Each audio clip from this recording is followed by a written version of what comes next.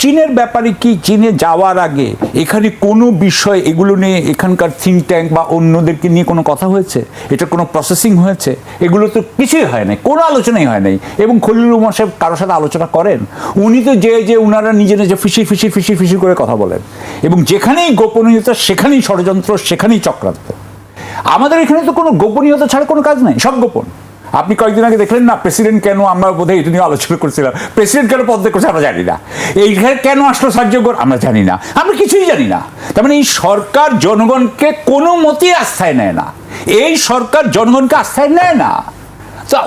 I don't care whether you are secular or what. আপনি যে জনগণকে আস্থায় নেন আর আপনি আমেরিকাকে আস্থায় নেন, সার্জিওকে আস্থায় নেন, সেই দেশের সরকার তো আমি মনে করি না যে they can survive and they can succeed. No way, it's not possible, এটা হবে না। সুতরাং আমি এই জন্য বলতে চাচ্ছি যে আপনি খালি তড়িঘড়ি করে না, এখানকার এই আমি যতদূর জানি যে পররাষ্ট্র বিষয়ক কোনো প্রসেসিং নেই, কোনো কিছুর কোনো প্রসেসিং নেই। কোন বিষয়ে কি আমাদের হওয়া উচিত, কোনটা আমাদের অগ্রাধিকার হওয়া উচিত, এটা খালি 2-3 জন মানুষ উপরে বসে বসে একদম ইয়ে করছেন। ট্রাম্প যেভাবে চালায়, 2-3 জন মানুষ যেভাবে চালায়, ঠিক বাংলাদেশেও তাই হচ্ছে। সুতরাং আমি মনে করি আমাদের প্রবলেমটা প্রসেসে, আমাদের প্রবলেমটা, আমি আরও একটা বলবো, একটু আগে যেটা বললাম, আমাদের প্রবলেমটা হচ্ছে, শুনেন একটা কথা বলি, আমার 23 বছরের কিছুদিন আগে আমি আরেকজনের সাথে কথা বলছিলাম যিনি সরকারি চাকরি করেন। আমাদের দুইজনের এক্সপিরিয়েন্স রাফলি অল টুগেদার প্রবলি 45 ইয়ার্স। বাংলাদেশের সমস্যা কিন্তু পলিসি না, বাংলাদেশের সমস্যা হইল ক্যারেক্টার। বাংলাদেশে আপনারা যাকে জায়গায় বসাইছেন তাদের ক্যারেক্টারের অভাব আছে, আমি এটা আগেও আপনাকে একটু আগে বললাম। সো বেসিক্যালি আপনি কিন্তু মানুষকে আপনার টেকনিক্যাল জিনিস শেখানো যায়, আপনি তাকে শেখাইতে পারবেন, আপনি তাকে পলিসি অ্যাডভাইস দিতে পারবেন, that is not a problem, policy advice দেওয়া যায়, কিন্তু আপনি তো তাকে ক্যারেক্টার শেখাইতে পারবেন না। ক্যারেক্টার তো এটা তো নিজের ব্যাপার। সো আমাদের প্রবলেমটা হচ্ছে যে আমরা এখনও এত ভয় পাচ্ছি আমেরিকাকে, আমরা এত ভয় পাচ্ছি অন্যান্য দেশকে, যে আমরা অনেকটা অথর্ব হয়ে গেছি। আমাদের যেটা করার কথা, এখানে একটু বলি তাহলে কি করার কথা ছিল। আমাদের এনগেজমেন্টে কিন্তু কোনো প্রবলেম নাই। আমি কিন্তু আমাদের পররাষ্ট্রমন্ত্রীর সাথে যে দীনেশ ত্রিবেদীর দেখা হচ্ছে, এটা অনেক আগেই হওয়া উচিত ছিল। আমি কিন্তু সবসময় এনগেজমেন্টের পক্ষে, আমি ডেকোরামের পক্ষে, কিন্তু এনগেজমেন্ট হয়ে যেটা হওয়া উচিত ছিল, ইংরেজিতে বলে সুইট স্পট, যে যেই জায়গাটায় আমেরিকাও আপনার সাথে মোটামুটি ভালো আছে, যেই জায়গাটা চায়নাও ভালো আছে, মোটামুটি ভারতও ভালো আছে, মোটামুটি মধ্যপ্রাচ্যও ভালো আছে, সেই জায়গাটায়, এই জায়গাটা কিন্তু, এই জায়গাটা হয় কি, আপনি সুইট স্পটের কথা বুঝবেন যে এটা কিন্তু কইরা যাইতে হয়। এটা কিন্তু আপনি আগের থেকে বলতে পারবেন না যে সুইট স্পটটা এই জায়গায়, এটা বলা যায় না। এটা ব্যালেন্স করতে যেমন সাইকেল যারা চালায়। 3 দিনের সরকারি সফরে আগামী মঙ্গলবার বাংলাদেশে আসছেন মার্কিন যুক্তরাষ্ট্রের প্যাসিফিক ফ্লিট বা প্রশান্ত মহাসাগরীয় নৌবহরের commander admiral Stephen Koehler. Shakib ভাই, এত আলোচনা হচ্ছে কেন সার্জিও গোরের এই বিশেষ করে তার সফর নিয়ে? সার্জিও গোর তো 3 দিনের সরকারি সফর শেষ করে চলে গেলেন বোধহয়। আমাদের গতকালকে ওনার সাথে আমাদের মাননীয় প্রধানমন্ত্রীরও দেখা হয়েছে, পররাষ্ট্রমন্ত্রীর দেখা হয়েছে। এই বিষয়ে আমাদের পররাষ্ট্রমন্ত্রী একটি প্রেস কনফারেন্স করেছেন,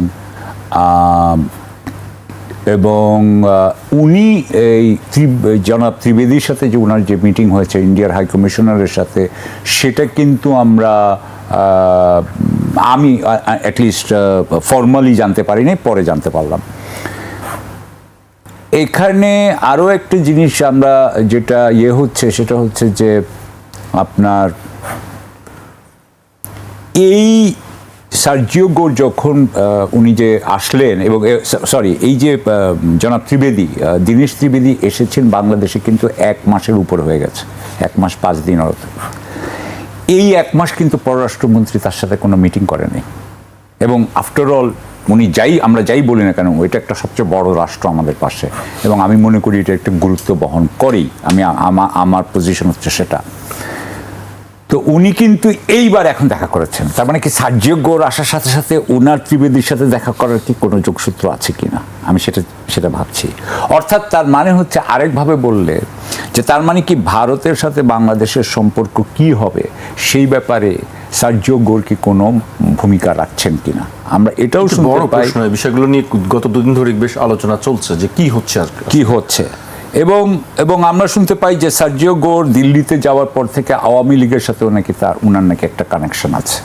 আমি আরও শুনতে পেলাম, এটা সামাজিক মাধ্যমে, আমি জানি না কতটুকু ট্রু, কিন্তু আমরা শুনতে পেলাম যে উনি ওয়েস্টিনে ছিলেন এবং ওয়েস্টিনে থাকার সময় উনি আওয়ামী লীগের নেতার সাথেও দেখা করেছেন এবং জাতীয় পার্টির নেতার সাথেও দেখা করেছেন, কিন্তু বিএনপির নেতা অথবা জামাত ইসলামের নেতার সাথে দেখা করেন নাই। আই ডোন্ট নো ওয়েদার সাবের হোসেন চৌধুরীর সঙ্গে রাইট দেখা করে আমরা ছবিও দেখেছি। রাইট। সো এই অবস্থায় তো মনে হচ্ছে যে আমাদের অভ্যন্তরীণ রাজনৈতিক বিষয়ে উনি কি কোনো মেসেজ দিতে চাচ্ছেন কিনা যে উনি আওয়ামী লীগের পুনর্বাসন চান কিনা।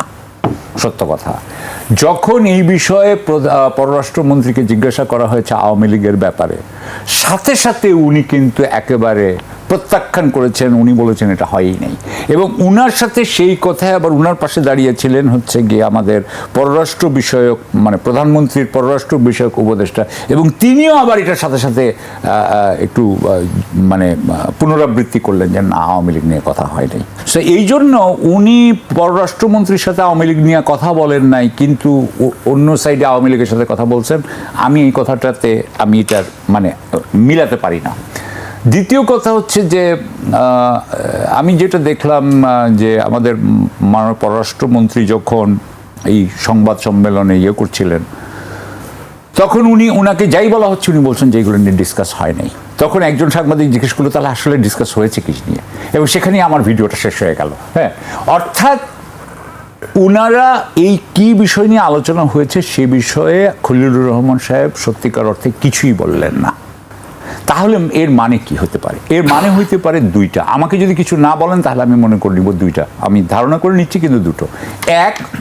এক হচ্ছে গিয়ে যে তাহলে বিএনপি নিশ্চয়ই ডিফেন্সিভে আছে ইয়ার সাথে, আপনার যুক্তরাষ্ট্রের সাথে যদি উনার যদি খুব ভালো কোনো আপনার কথাবার্তা হতো, ভালো আলোচনা হইতো, আমেরিকা যদি উনাকে বলতো যে না তোমরা খুব ভালো কাজ করছো, তোমাদের এই কাজে আমি খুশি, ওই কাজে আমি খুশি, তাহলে তো উনারা বলে এগুলো সব বলে দিতেন। তার মানে এগুলো বলে নাই। হ্যাঁ, সো এগুলো যখন বলে নাই তখন তার মানে হচ্ছে যে উনাদেরকে এই ধরনের কোনো মানে প্রশংসাও করা হয়নি। তার মানে এইখানে ওনাদের কোনো কাজে ওরা সন্তুষ্টি দেখাচ্ছে না আমেরিকা। দ্বিতীয় কথা হচ্ছে যে হয়তো বা আমেরিকা যে সমস্ত বিষয়ে চাপ দিচ্ছে সেই সব বিষয় চাপ দিচ্ছে, এবং বিএনপি এটা আপনার বিএনপি সরকার এইটা বাংলাদেশকে জানাতে চায় না বা আমাদের জনগণকে জানাতে চায় না। আরেকটা বিষয় হতে পারে, সেটা হচ্ছে যে বিএনপি গোপনে গোপনে আমেরিকার সাথে কিছু একটা করছে যেটা সে জনগণকে জানাতে দিতে চায় না। আমি এছাড়া আমি তৃতীয় কোনো বিকল্প দেখি না। হ্যাঁ, একজন সাবেক কূটনীতিক হিসেবে আপনার কাছে আমার জানতে চাওয়া যে আপনি কয়েকটি বৈঠকের কথা বলছিলেন যে এই বৈঠকগুলো হয়েছে বা আমরা দেখেছি বিভিন্ন গণমাধ্যমের খবরে, এই বৈঠকগুলো কি আগে থেকে নির্ধারণ করা থাকে নাকি হঠাৎ করেই এসে বৈঠকগুলো করেন? কিছু কিছু বৈঠক আগে থেকে নির্ধারণ করা থাকলেও অনেক সময় বলা হয় না, মানে গোপন রাখা হয়। মানে ধরেন এগুলো কি আগে থেকেই প্ল্যান ছিল? সাধারণত আগে থেকেই প্ল্যান থাকে। একজন এইরকম লেভেলের যদি কেউ আসে, এইটা আগের থেকে প্ল্যান করা থাকে, আগের থেকে সময় ঠিক করা থাকে, আগের থেকে আরো কেউ ধরেন ওনার অ্যাডভান্সম্যান আছে, ধরেন আমেরিকান এমবেসির লোক যে আগে থেকে ঠিক করে রাখবে। That's how it is done. জি, আমি আপনার কাছে আবারও আসবো। আমি শরীফ ভাইয়ের কাছে আসতে চাই। শরীফ ভাই, আপনি কিভাবে দেখছেন সার্জিও গোরের যে সফরটা, সেই সফরের নিয়ে অনেক কথা আপনিও জানেন নিশ্চয়ই, একজন রাজনীতি বিশ্লেষক হিসেবে আপনি কিভাবে আসলে দেখছেন এটা? একটা দেশের সঙ্গে আরেকটা দেশের কূটনৈতিক সম্পর্ক যদি থাকে, পারস্পরিক আসা যাওয়া, মতবিনিময়, নিজেদের স্বার্থ সংশ্লিষ্ট বিষয়গুলো নিয়ে আলাপ আলোচনা হতেই পারে এবং হওয়াটাই স্বাভাবিক। এখন সারা পৃথিবী কেউ কারো থেকে বিচ্ছিন্ন না। পৃথিবীর একেবারে ক্ষুদ্র একটা রাষ্ট্র এবং বৃহৎ একটা রাষ্ট্রের মধ্যে বাণিজ্যিক, অর্থনৈতিক নানা বিষয়ে পারস্পরিক সম্পর্ক হয়, সংযোগ হয়, পরস্পরকে সহযোগিতা করে। এটাকে কোনোভাবে অন্যায়ভাবে দেখা যায় না। আপনি যেটা শিরোনাম করেছেন, আমেরিকা চায় কি বা এই ধরনের বিষয়টা, আমেরিকা তার স্বার্থ রক্ষা করতে চায়।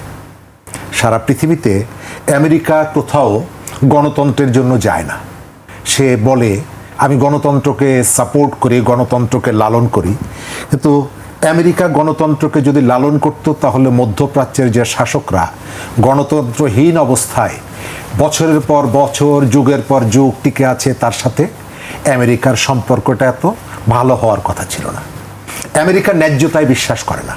যদি সেটি বিশ্বাস করত তাহলে ল্যাটিন আমেরিকার বিভিন্ন দেশে যেখানে তার স্বার্থের বিপক্ষে গেছে তার বিরুদ্ধে যেভাবে আগ্রাসী হয়ে ঝাঁপিয়ে পড়েছে সেটি সে করত না। পৃথিবীতে সমাজতান্ত্রিক বিশ্বে প্রথম যে নির্বাচিত প্রেসিডেন্ট আলেন্দে, নির্বাচিত প্রেসিডেন্ট, তাকে হত্যা করিয়েছে আমেরিকা। আবার পাকিস্তানের জিয়াউল হক আমেরিকার বন্ধুত্বর কথা বলে, আমেরিকার আসলে নির্দিষ্ট কোনো বন্ধু নাই।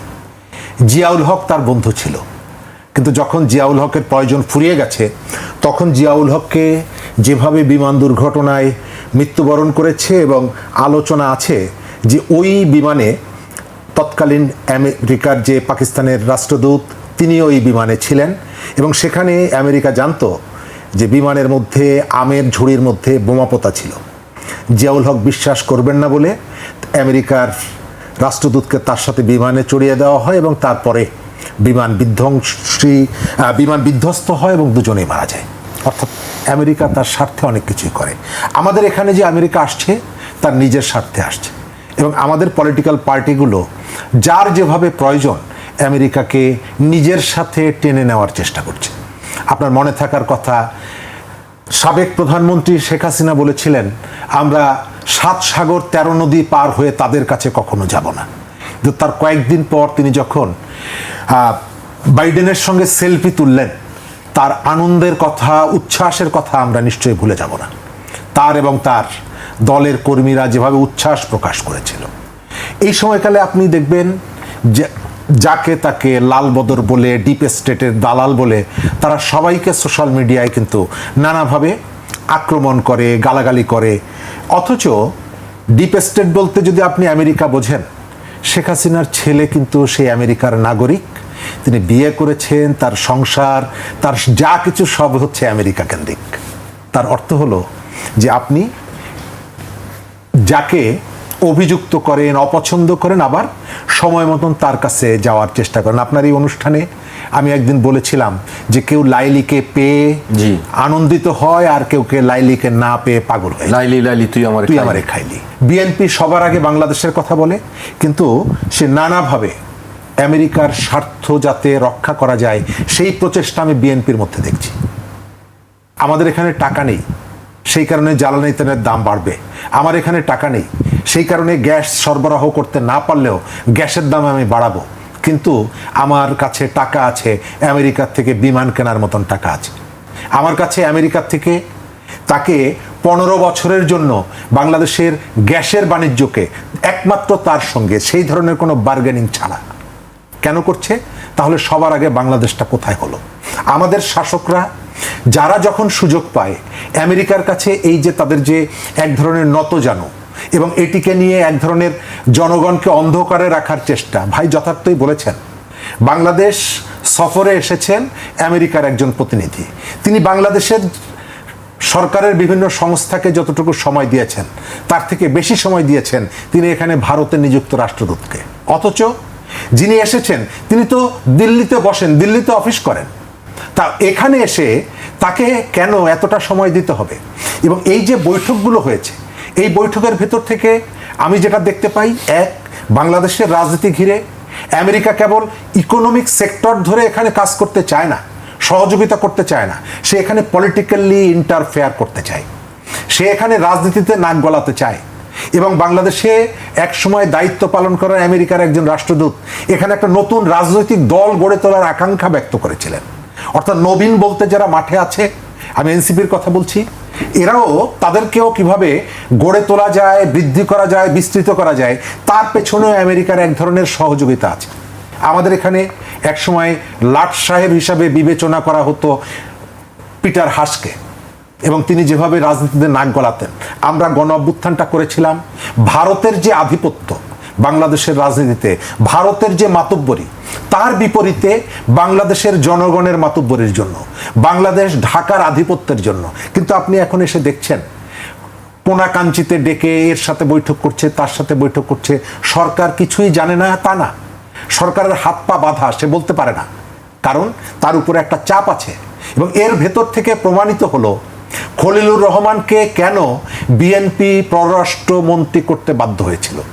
কারণ তিনি যেহেতু সব পক্ষের সাথে তার একটা সংযোগ আছে, এবং এটি আমি আরও একাধিক জায়গায় বলেছি যে খলিলুর রহমানকে দিয়ে এক ঢিলে অনেকগুলো পাখি মারা যাবে, অনেক দিকে তিনি ঢিল ছুটতে পারবেন একসাথে সররাগুলির মতো। সেই কারণে তাকে এখানে দায়িত্ব দেওয়া হয়েছে। তিনি ভারতের সঙ্গেও ওই যে দীনেশ ত্রিবেদীর সঙ্গে যখন বৈঠক করে, উনি কেন অস্বীকার করেন? আমি কিছুই জানি না। অস্বীকার করেন কেন? তিনি জানেন না বাংলাদেশে এই ধরনের ওই মুহূর্তে বাংলাদেশের একেবারে টপমোস্ট ইম্পর্টেন্ট ভিআইপি পার্সন কে কে ছিলেন? যিনি এসেছেন আমেরিকা, তিনিও ছিলেন। তার যে প্রোটোকল, তার যে সুযোগ সুবিধা, তো তিনি কার কার সাথে বৈঠক করছেন আমাদের পররাষ্ট্রমন্ত্রী এটি জানেন না, আমাদের সরকারের কেউ জানেন না, পররাষ্ট্র উপদেষ্টা জানেন না। তাহলে তার থেকে তো আমরা বেশি খবর রাখি, আমাদেরই তো পররাষ্ট্রমন্ত্রী হওয়া উচিত, তাই না? তো এই যে কথাগুলো তারা বলেন কেন? তারা একটি সত্যকে আড়াল করতে চান। আমেরিকার এই যে গোর সাহেবের নানা রকমের তৎপরতায় আরো কতগুলো জিনিস প্রমাণিত হলো। একটা হচ্ছে এখনো আওয়ামী লীগ বাংলাদেশের পলিটিক্সের সেন্টার যে সার্কেল তার মধ্যে আছে, এবং আছে বলেই আপনি এসে তাকে নিয়ে কোনো একটা হোটেলে গিয়ে আপনাকে বৈঠক করতে হয়। এটি হচ্ছে রিয়েলিটি, এটা রিয়েলিটি। কিন্তু এটি যদি আপনি আপনার সিদ্ধান্ত গ্রহণের সময় এটাকে যদি ইগনোর করেন, তাহলে সংকট এখানে বাড়বে। আমেরিকা তার ফার্স্ট টার্গেটটা হচ্ছে যে এখানে তার একটা কর্তৃত্ব বজায় রাখতে চায়, পুনঃপ্রতিষ্ঠা করতে চায়, এবং সেই সুযোগটা 5 আগস্ট তাকে দিয়েছে। দিল্লি না ঢাকা, এই স্লোগানটা ঢাকা এবং দিল্লির থেকে এখন প্রায়োরিটি পাচ্ছে আমেরিকা, ওয়াশিংটন। তার থেকে বেশি প্রায়োরিটি পাচ্ছে পাকিস্তান, ইসলামাবাদ। আমরা সেখানে দেখছি ডক্টর ইউনূস সেটি করেছেন। এবং বাংলাদেশে আমি আপনার এখানে বলিনি, অন্য অনেক জায়গায় বলেছি, ডক্টর ইউনূস যে 1.5 বছর দায়িত্বে ছিলেন, বাংলাদেশের ব্যবসায়ীরা তার সাথে একদিন বসার জন্য সময় চেয়ে 1.5 বছর ঘুরেছেন। তিনি বাংলাদেশের ব্যবসায়ীদেরকে 1 মিনিটের জন্য সময় দেননি। কিন্তু স্টারলিংকের একজন কর্মকর্তা বাংলাদেশে এসেছিলেন, যে স্টারলিংক একটা টেলিযোগাযোগ কোম্পানি, যার দায়িত্ব হচ্ছে টেলিযোগাযোগ মন্ত্রণালয়ের সাথে কাজ। অথচ তিনি ডক্টর ইউনূসের সাক্ষাৎ পেয়েছিলেন, একসাথে ছবি তুলেছেন, ফটো সেশন করেছেন। 1.5 বছরে ডক্টর ইউনূস বাংলাদেশে আমেরিকার একজন কেরানি এলেও মনে করতেন যে আমার জামাই বাড়ির থেকে আত্মীয় এসেছে। আমাদের গ্রামে যেভাবে হয় না, জামাই বাড়ির আত্মীয় এলে যেভাবে আমরা তাকে যত্ন করি। প্রথম কথা হইতেছে আমি যেটা ভাবলাম যে 135টা, উনি তো বাণিজ্য চুক্তি, মানে খলিলুর রহমান সাহেব আমাদের পররাষ্ট্রমন্ত্রী, তো বাণিজ্য চুক্তি করছিলেন, এবং সে ডক্টর ইউনূস উনার ক্ষমতা ছাড়ার 3 দিন আগে 9 ফেব্রুয়ারি সেটা সাইন হয়েছিল। সেখানে বলা হয়েছে যে 135টা বিষয়ে বাংলাদেশকে হ্যাঁ বলতে হয়েছে, 6টা বিষয়ে আমেরিকা হ্যাঁ বলবে। অর্থাৎ 135টা কন্ডিশন হচ্ছে বাংলাদেশের, আর 6টা কন্ডিশন হচ্ছে 6টা শর্ত হচ্ছে আপনার আমেরিকার। তো এইটার বলার পরে এখানে একটা আমি এখন এই মুহূর্তে আপনাকে পুরো জিনিসটা করছি না, কিন্তু একটা জিনিস বলা আছে ওখানে যে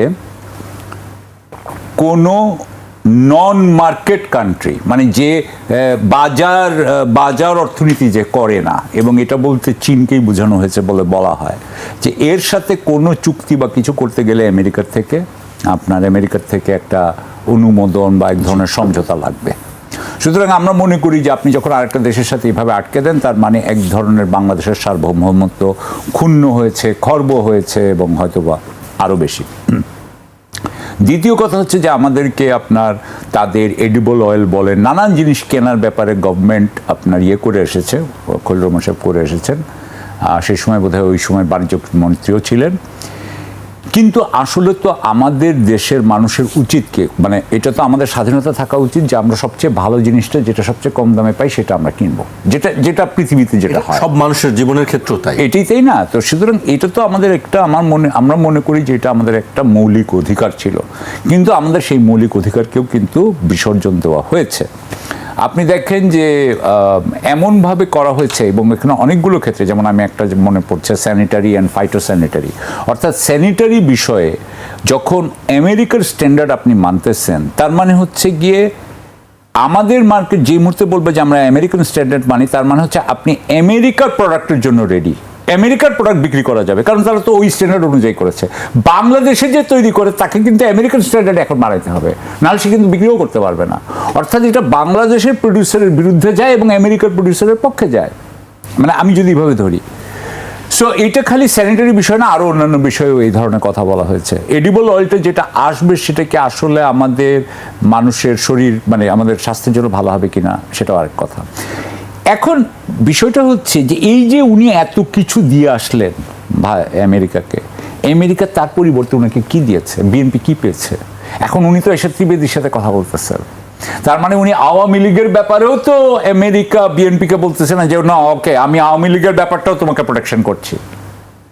তো তাহলে আসলে আমার মনে হচ্ছে যে খলিলুর রহমান সাহেব আসলে কি করে আসছেন, খলিলুর রহমান সাহেবের আসলে কি উনি নেগোশিয়েটটা করে আসছেন। আমরা নেগোশিয়েট যখন করতে হয়, আপনি একটু বলছিলেন একটু আগে যে আমেরিকার সাথে আমি করবো কিভাবে, এইখানে আমার মতামতটা একটু অন্যরকম। আমি এই মতামতটা আপনাকে বলতে পারি যেটা কোনো বইয়েও লেখা নাই বোধ হয়, বা থাকলেও হয়তো বা খুব পরোক্ষভাবে। আমি মনে করি যে বাংলাদেশের জন্য বা বাংলাদেশের মতো এত ছোট যে কোনো দেশের জন্য, যে কোনো দেশ আপনি দুইভাবে দেখতে পারেন। একটা হচ্ছে মেটেরিয়ালিস্ট পথে যান। আপনি যদি মেটেরিয়ালিস্ট পথে যান, আপনি আমেরিকার সাথে প্রত্যেকবার হারবেন, কারণ আমেরিকা আপনাকে বলবে যে যদি তুমি এটা না করো আমি তোমাকে এটা এত টাকা তোমার চলে যাবে, যার যে মুহূর্তে আপনি টাকা যাওয়ার কথা শুনবেন সাথে সাথেই আপনি সারেন্ডার করবেন।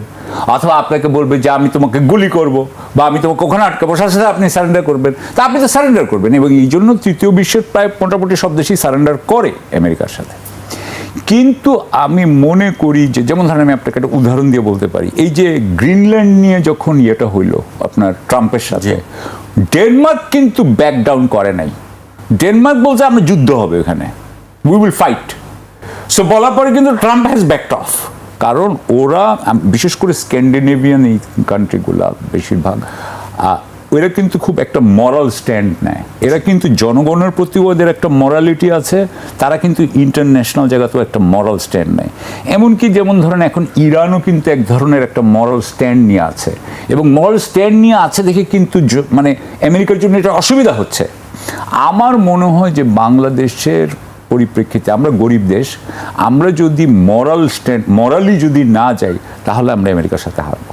আর আরেকটা কথা বলে দিই, মরালের ব্যাপারে ভরণ করতে পারবেন না। আমি 97 থেকে 2001 বাংলাদেশ এমবাসি ওয়াশিংটনে ছিলাম। আমার সময়, সেই সময় আপনার তখন কথা হচ্ছিল যে বাংলাদেশের বঙ্গোপসাগরে নাকি অনেক গ্যাস পাওয়া গেছে, এবং এই গ্যাসগুলো উত্তোলন করা হবে এবং গ্যাসগুলো তখন ইন্ডিয়াতে এক্সপোর্ট করতে হবে। এটা ছিল আমেরিকান প্রপোজাল, এবং আমেরিকা প্রচণ্ড চাপ দিচ্ছিল, তখন প্রচণ্ড চাপ দিচ্ছিল। তো তখন ওরা একটা বিজনেস কাউন্সিল করলো, সেই business council US Bangladesh business council, সেখানে ওরা 3 জনকে আমন্ত্রণ জানালো, তোফায়েল আহমেদ সাহেব, আবুল হাসনাত আবদুল্লাহ আর সাবের হোসেন চৌধুরী। আমি ওনাদের সাথে সারাক্ষণ ছিলাম ওয়াশিংটনে। জি, যখনই আপনার ওই সব তেল কোম্পানি এরা, হ্যাঁ, এরা হচ্ছে আপনার সেকেন্ড টিয়ার কোম্পানি, এগুলো এক্সন মোবিলের মতো বড় না, কিন্তু এর নিচেরটা সেকেন্ড টিয়ার, এরা সব আসতেছে তোফায়েল সাহেবের সাথে দেখা করতে। হ্যাঁ, এমনকি তারা সব আসতেছে, এমনকি তারা সব প্রাইভেট জেটে আসতেছে, এয়ারপোর্টে নামতেছে, শাঁ করে সোজা আপনার ইয়েতে ইউএস চেম্বার অফ কমার্সে বিল্ডিংয়ে। উনি করলেন কি, তোফায়েল সাহেব, আল্লাহ উনাকে আমি মানে আল্লাহ উনার নিশ্চয়ই ইয়ে করবেন, ভালোই থাকুক, আই হোপ। উনি বললেন কি যে ব্যুরোক্রেটদের কাছে যাবেন না, ব্যুরোক্রেটরা সব রেড টেপ করে, এবং আপনারা সব আমার কাছে আসবেন, সব আমার কাছে আসবেন। আমি বাইরে যে দাঁড়িয়েছিলাম, হ্যাঁ, তখন সাবের হোসেন চৌধুরী সাহেব আমার পাশে এসে বললেন যে তোফায়েল ভাই এইভাবে কথা বলা ঠিক হচ্ছে না। মানে আমরা যেটা আমি তো বুঝতেছি, he is directly soliciting bribery, he is soliciting bribes at that time in front of me. এবং সাবের হোসেন চৌধুরী সাহেব তো এখনো বেঁচে আছেন, উনি তো আপনি একটু আগেও করোনার কথা বলছিলেন, উনি বলতে পারবে।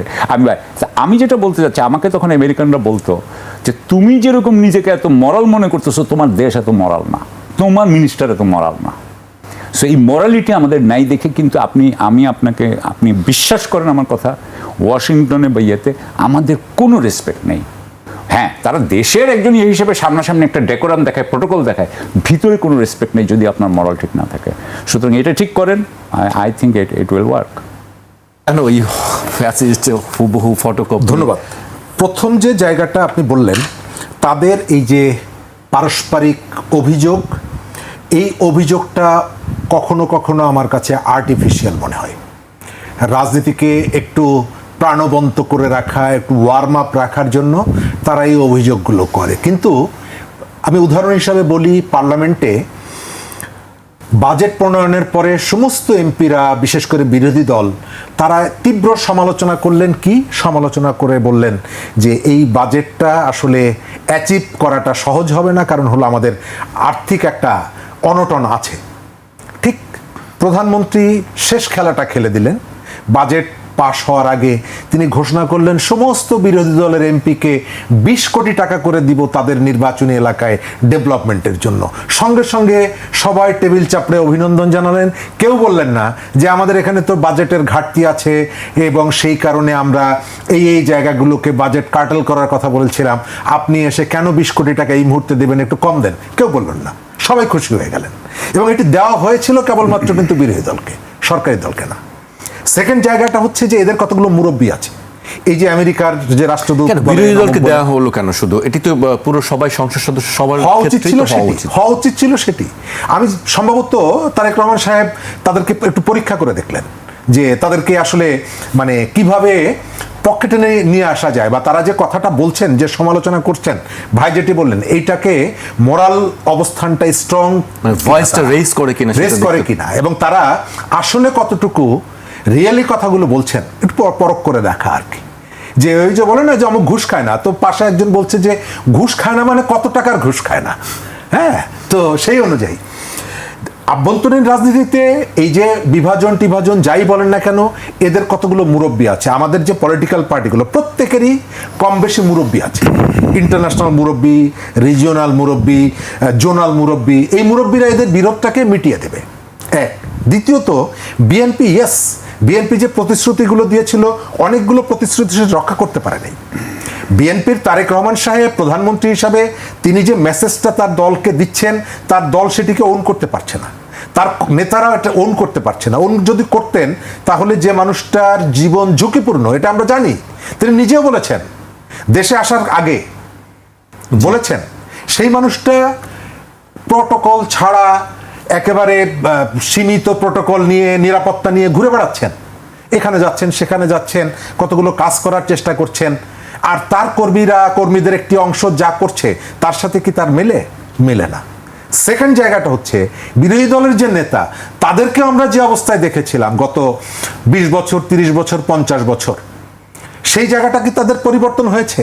তাদের যে এমপি সাহেব নির্বাচনের 3 মাস মানে গত 2 মাস আগেও চারিদিক থেকে কাপড় দিয়ে ঘিরে নারীদেরকে পেছন থেকে তাদেরকে ভালো হয়ে যাওয়া ইত্যাদি করা, এই যে পরামর্শগুলো দিতেন, ওয়াজগুলো করতেন, নিজে তো সেই কাজটি করতেন না।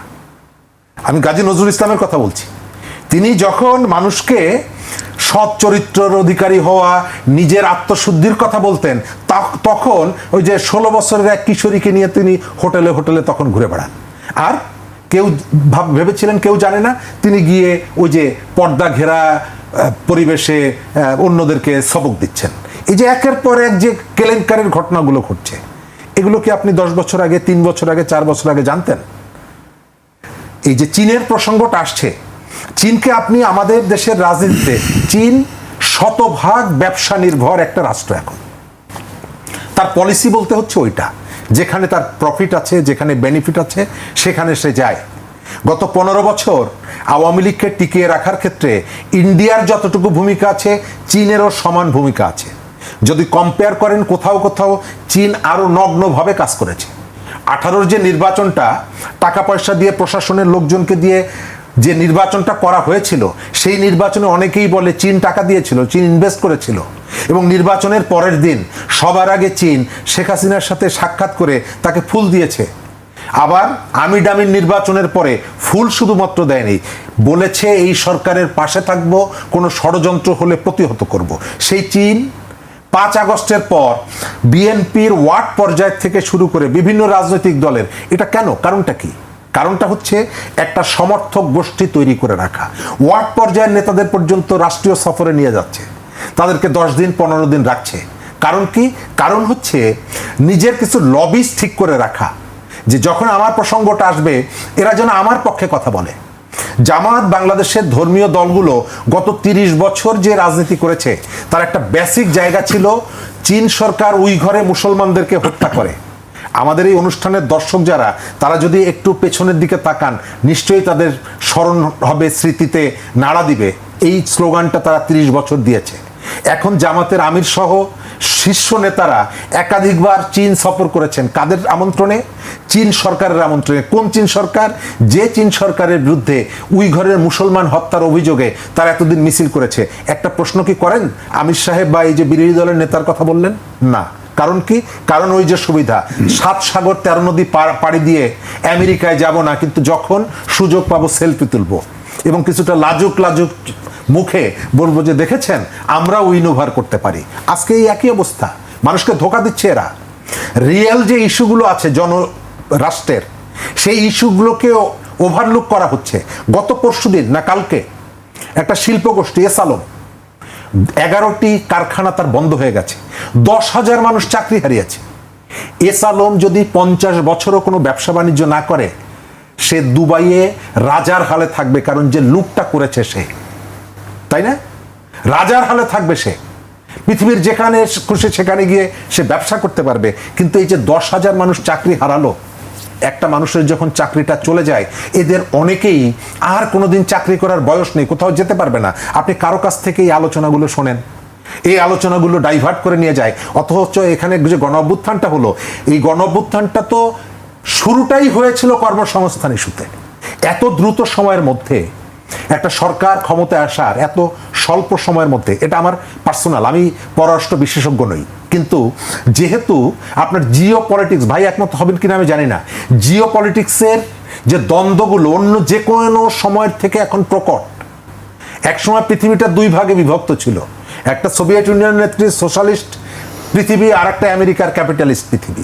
এখন অনেকগুলো রিজিওনাল ফোর্স ডেভেলপ হয়েছে, তাদের কতগুলো ইন্টারেস্ট আছে। এর মধ্যে এত দ্রুত সময়ের মধ্যে আপনি কোনো রকমের ফিজিবিলিটি স্টাডি না করে, কোনো রকমের কোনো ধরনের গবেষণা না করে আপনি চীনে চলে গেলেন এবং বললেন যে আমি এই প্রজেক্টগুলো চীনের সহযোগিতায় এক্সিকিউট করব, বাস্তবায়ন করব। এটা প্রয়োজন ছিল না। আপনাকে আরও কিছুদিন, আমার ধারণা আরও কিছুদিন অবজার্ভ করা দরকার ছিল, কারণ আপনার রাজনীতি, আপনার অর্থনীতির মধ্যে প্রচণ্ড বিভাজন তৈরি হয়ে আছে। আপনার অর্থনীতি একটা বিরাট সংকটের মুখে পড়ে আছে। এখানে আপনার অনেকের সহযোগিতা থাকা দরকার, নিতে হবে আপনাকে। আপনি একটা পক্ষে গিয়ে চীনের সাথে যে ধরনের হঠাৎ করে অনেকগুলো জায়গায় আপনি যে কমিটমেন্ট করে এলেন এবং এটি করার জন্য আপনি এক ধরনের চালাকি করলেন, আপনার তো আসলে রিয়েল মালয়েশিয়া সাপোর্টটা ছিল না, মূল সাপোর্টটা হয়েছে চীনকে কেন্দ্র করে। জি শরীফ ভাই, আমি আসবো আপনার কাছে, আবারও আমি সাকিবের কাছে আসতে চাই। বাংলাদেশ কি আসলে খুব বেশি তাড়াহুড়ো করছে কিনা, আপনার কাছে কি মনে হয়? শরীফ ভাই যেটি বলছিলেন যে আসলে আরো অবজার্ভ করা দরকার ছিল বাংলাদেশের অনেক ক্ষেত্রে খুব বেশি। আমার কাছে মনে হয় যে আমি এর আগেও একবার আপনাকে বলেছিলাম, আমার এই সরকারের ব্যাপারে যেটা সবচেয়ে বড় মনে হয়, আমি ওই যে জামাত ইসলামের লিডারের মতো ফ্যাসিবাদ বলবো না, কিন্তু আমি এভাবে বলবো যে উনাদের তো কর্মপদ্ধতি কোনো চেঞ্জ দেখি না আমি। সো কর্মপদ্ধতি যেমন ধরেন, আমি একটা কথার কথা বলি, এখনো বলা হচ্ছে যে এখানে নাকি ওসির পজিশন বিক্রি হয়। এটা হয় কি হয় না আমি তার জানি না, কিন্তু এটা বলা হয়, মানুষ অনেকেই বলে যে হ্যাঁ এটা হয়। আমি গতকালকে অনেক সাংবাদিকের সাথে বসেছিলাম, তারা বলে হয়। এমনকি বড় বড় পজিশন নিয়েও বলা হচ্ছে যে পয়সা নিয়ে নাকি বিক্রি হয়। তো এখন আমি যেটা আপনাকে বলবো, যদি কোনো ওসি থেকে 1 কোটি টাকা নিয়ে বা 1 লাখ টাকা নিয়ে যদি বলে যে আগামী 3 বছরের জন্য এর জন্য আপনি আমাকে 1 লাখ টাকা দেন, আপনি 3 বছর এখানে থাকেন, তার মানে আগামী 3 বছর কিন্তু আপনি ওখানে আইন শৃঙ্খলা নিয়ে ওসি সাহেবের সাথে কোনো কথা বলতে পারবেন না। কারণ আপনি যখনই বলেন যে আপনি এই টাকাটা আমাকে উঠিয়ে দিবেন, তার মানেটা কি? তার মানেটা হচ্ছে ওসিকে বলা যে তুমি অপরাধীদেরকে অপরাধ করতে দাও, তাহলে তারা তোমাকে টাকা দিবে, সেই টাকাটা তুমি আমাকে এনে দিবা। অথবা আরো খারাপ যেটা, তুমি এখন ডাকাতি শুরু করে দাও, আমাকে টাকাটা এনে দাও। দুটো ছাড়া তার কোনো উপায় নাই। সুতরাং আপনি দেখেন যে আপনি যদি 5 মাসের শুরুতেই যদি এই কাজগুলো করেন, তাহলে তো আপনার 5 বছরই শেষ। আমি এইভাবে মনে করি। এবং এটা খালি আইন শৃঙ্খলার ব্যাপারে না, আপনি যে কোনো জায়গায়, আপনি কোন জায়গায় টাকা নিয়েছেন আমি এগুলো জানি না, আমি এগুলো আমার মধ্যে ইন্টারেস্টও নাই। কারণ আমার মতে ট্রাম্প অ্যাডমিনিস্ট্রেশনে এই সব জিনিস বুঝে যেই ভদ্রলোক সবচেয়ে বেশি, সেটা হচ্ছে জেডি ভান্স। আমি আরেকজনের সাথে দেখা করার চেষ্টা করতাম, আমি করতাম এবং আমি পারতাম যদি আমি সরকারে থাকতাম, সেটা হচ্ছে জাহরান মামদানি। আমি মামদানির সাথে দেখা করতাম, তারপরে আমি বার্নি স্যান্ডার্সের সাথে দেখা করতাম। ফলে কি করতাম, আমি কতগুলো নিউজ মিডিয়াতে যাইতাম, আমি সেখানে আপনার সামাজিক মাধ্যমে যাইতাম। বাংলাদেশে যে 2000 বা 1500 যে বাচ্চারা মারা গেছে, আমি সেটাকে আপনার সবার সামনে আনতাম। তাহলে হয়তো কি বাংলাদেশের এই যে কি করতে যাচ্ছে, আমাদের যে আপনার যে পরীক্ষা নিরীক্ষা, আমাদের যে কোয়েস্ট, আমাদের যে যাত্রাটা, এটা তো আমেরিকান লোকরা ওইভাবে জানে না, তাদেরকে এইভাবে তো জানানো দরকার ছিল। তাহলে আমরা হয়তো বা দ্যাটস হাউ আই থিঙ্ক আপনি আমেরিকার সাথে কাজ করতে হয়, পাবলিক ডিপ্লোমেসির একটা পার্ট থাকতে হয়। আমাদের গভর্নমেন্টে তো কোনো পাবলিক ডিপ্লোমেসিই নেই। কেন আমি শরীফ ভাইয়ের কাছে আসতে চাই। শরীফ ভাই, দুটো ঘটনা আমরা দেখছি গণমাধ্যমে কয়েকদিন ধরে। একটি হচ্ছে যে চুরি ও অনিয়মের অভিযোগে বৈশ্বিক জার্নাল থেকে গবেষণার প্রত্যাহারের তালিকায় নাম রয়েছে যশোর বিজ্ঞান ও প্রযুক্তি বিশ্ববিদ্যালয়ের সাবেক উপাচার্য মোহাম্মদ আব্দুল মজিদের। তিনি ঢাকা বিশ্ববিদ্যালয়ের ফার্মাসিউটিক্যাল কেমিস্ট্রি বিভাগের অধ্যাপক। আরেকটি খবর আমি আপনাকে দিতে চাই, যেটা হচ্ছে দক্ষিণ এশিয়ার প্রধান শহরগুলোর মধ্যে অপরাধের হারের দিক থেকে শীর্ষে উঠে এসেছে বাংলাদেশের রাজধানী ঢাকা। একই সঙ্গে এই শহরের নিরাপত্তা ব্যবস্থা অত্যন্ত নাজুক বলে চিহ্নিত করা হয়েছে। বৈশ্বিক পরিসংখ্যান ভিত্তিক সংস্থা নামবিও প্রকাশিত 2026 সালের অপরাধ ও নিরাপত্তা সূচকে এই চিত্র ফুটে উঠেছে।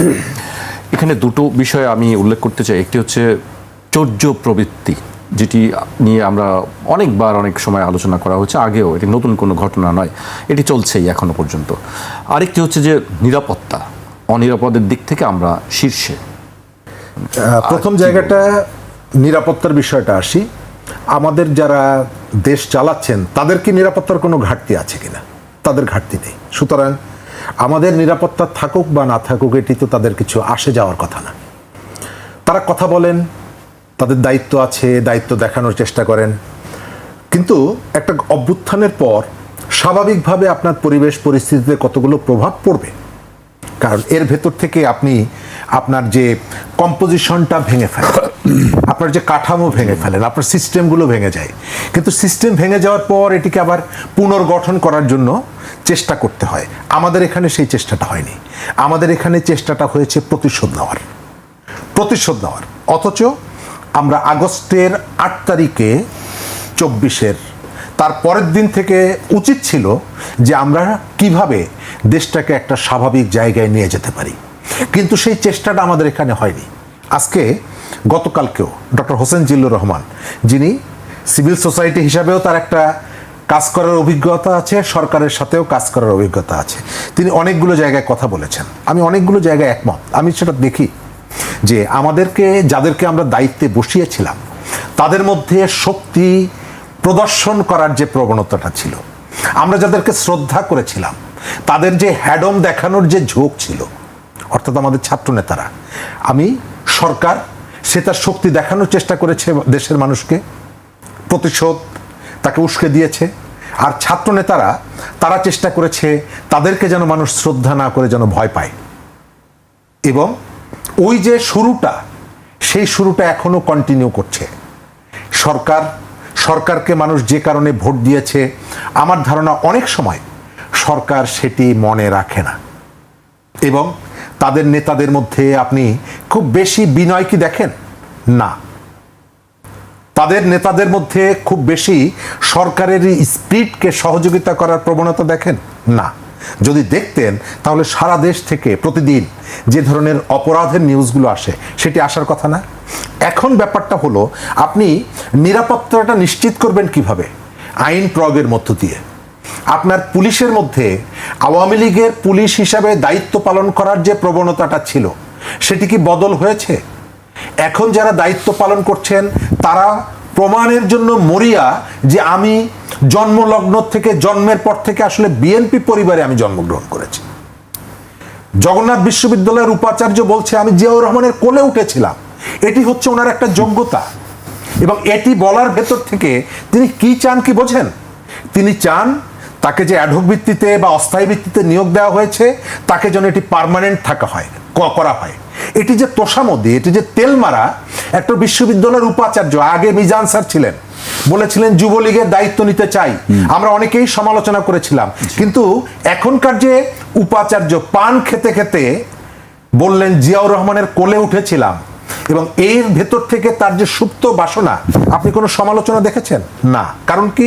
কারণ হচ্ছে আমরা অপরাধকে দেখি অপরাধী আমার পক্ষে নাকি বিপক্ষে। যদি আমার পক্ষে হয় তাহলে এটি কোনো অপরাধ না। ঢাকা বিশ্ববিদ্যালয়ে আগের সরকার, আওয়ামী লীগ সরকার যা করেছে, এখন তার থেকে আরো বেশি হচ্ছে। খুঁজে খুঁজে বের করা হচ্ছে যে তুমি কোন দলের সাথে ছিলে, তোমাদেরকে বের করে দিব। আবার এটি আওয়ামী লীগ যদি কোনোদিন আবার তাদের হাতে ক্ষমতা আসবে কিনা আমরা জানি না, তবে মাঝে মাঝে দেখি, এই যে কালকে দেখলাম যে মেজর আখতারুজ্জামান, জামাতের এখন নেতা, তিনিও বলছেন যে আওয়ামী লীগ আবার ফিরে আসবে। এই যে সার্জিও গোর, তিনি অলিতে গলিতে গিয়ে চিপা চাপার মধ্যে গিয়ে কথা বলছেন, তার মানে ধরে নিতে পারি যে হয়তো তারা কোনো সময় আবার কিছু একটা হতে পারে। যাই হোক, আমাদের যে রুচি, আমাদের যে সংস্কৃতি, তার পরিবর্তন হলো না। এটা হলো নিরাপত্তার জায়গায় প্রশাসন জাস্ট আগে আওয়ামী লীগ করতো, এখন সব বিএনপি হয়ে গেছে, এবং এরা সবাই পরিচয় দিতে আগ্রহী যে ভাই আমি আসলে মনে মনে বিএনপি ছিলাম, বাধ্য হয়ে আওয়ামী লীগের সময় আমি কে বড় বিএনপি সেটা প্রমাণ করার জন্য মরিয়া এখন সেটি চলছে। মরিয়া। এটি বিশ্ববিদ্যালয়ের শিক্ষক থেকে শুরু করে সবাই। আমার প্রশ্ন হলো, একজন বিশ্ববিদ্যালয়ের উপাচার্যকে রাতের বেলায় কেন টেলিভিশনে ঘুরে একটা রাজনৈতিক দলের পক্ষে বা সরকারের পক্ষে কথা বলতে হবে কেন? এটি কি তার দায়িত্ব? কিন্তু তিনি দায়িত্ব মনে করেন এই কারণে যে এটা করলে রাজা আবার খুশি হয়।